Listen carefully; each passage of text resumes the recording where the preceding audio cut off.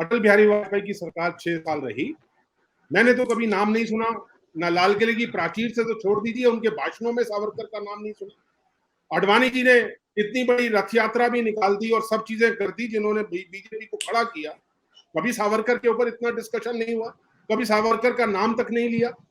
सावरकर, ये सावरकर जिसका जिसका व्यक्तित्व एक वैचारिक व्यक्ति हो सकता है, और ऐसे वैचारिक व्यक्ति लाखों थे उस मूवमेंट के अंदर, लेकिन जो मूवमेंट के खिलाफ खड़ा रहा, जिसने हमेशा विरोध किया, जो क्विट इंडिया मूवमेंट को खड़े होके ये उसका विरोध कर रहा था, जो अंग्रेजों से कह रहा था कि मुझे छोड़िए, मैं आज की युवा पीढ़ी को यह समझाऊंगा कि इनके साथ इनके मूवमेंट में खड़ा नहीं होना, आपको किस रास्ते पे चलना है, वो व्यक्ति को आप कह रहे हैं ये आजादी के मूवमेंट से जुड़ा हुआ व्यक्ति था।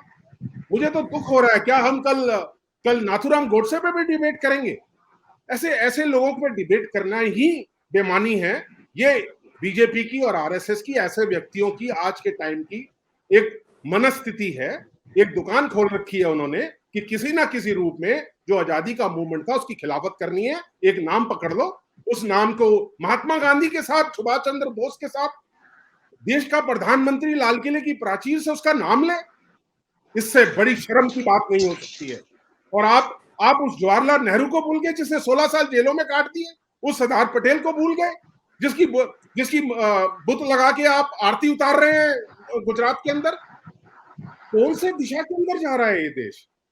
और आज हम ऐसे व्यक्ति के ऊपर एक वैचारिक और एक बहुत बड़ा हिंदू राष्ट्र का रचयिता, जो गाय को एक पशु मानता था, जिसको ये गाय माता कहते हैं, लेकिन गाय को पूछते नहीं, गाय माता कह के सिर्फ वोट बटोरते हैं, वो आदमी गाय को एक पशु मानता था। वो इनका कैसे हो सकता है? ये सिर्फ एक दुकान है, जिस दुकान को चला के अपनी रोटियां सीखनी है और वो रोटियां सेकी जा रही हैं। ये व्यक्ति डिस्कस करने लायक है ही नहीं। ये आप डिस्कशन करके उनके विचार को आगे बढ़ा रहे हैं। ये आज के समय में शिव जी, किसी के विचार को बढ़ाने और ना बढ़ाने की बात यहाँ नहीं है।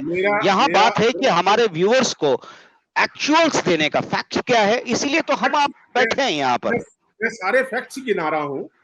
आज की सरकार को सावरकर 2 साल बाद लाल किले की प्राचीर से 8 साल याद नहीं आया, इस बार नाम क्यों लिया? क्योंकि 2024 का चुनाव सामने खड़ा है। आप समझिए बातों को, क्या एजेंडा चल रहा है। इस प्रधानमंत्री को 8 साल सावरकर याद नहीं आया कि लाल किले की प्राचीर से उसका नाम लेना था? क्या अटल बिहारी वाजपेयी को 6 साल याद नहीं आया? आडवाणी जो इतने बड़े नेता हैं इस बीजेपी के, उन्होंने कभी सावरकर को इस तरह से नाम लेके कभी अपने भाषणों के अंदर प्रयोग नहीं किया? आज ही क्यों हो रहा है? और किस बात का सावरकर? माफियों की लिस्ट इतनी लंबी है, चिट्ठियां इतनी लंबी हैं अंग्रेजों से माफी मांगने की, जिसको कि कभी माफ ही नहीं किया जा सकता। ये तो एक नाम है। और अफसोस होता है, कल तिरंगा यात्रा निकलती है, उसके अंदर नाथूराम गोडसे की फोटो लगा के तिरंगा यात्रा निकालते हैं बीजेपी के लोग, आरएसएस के लोग। अरे किस तरफ जा रहे हैं हम?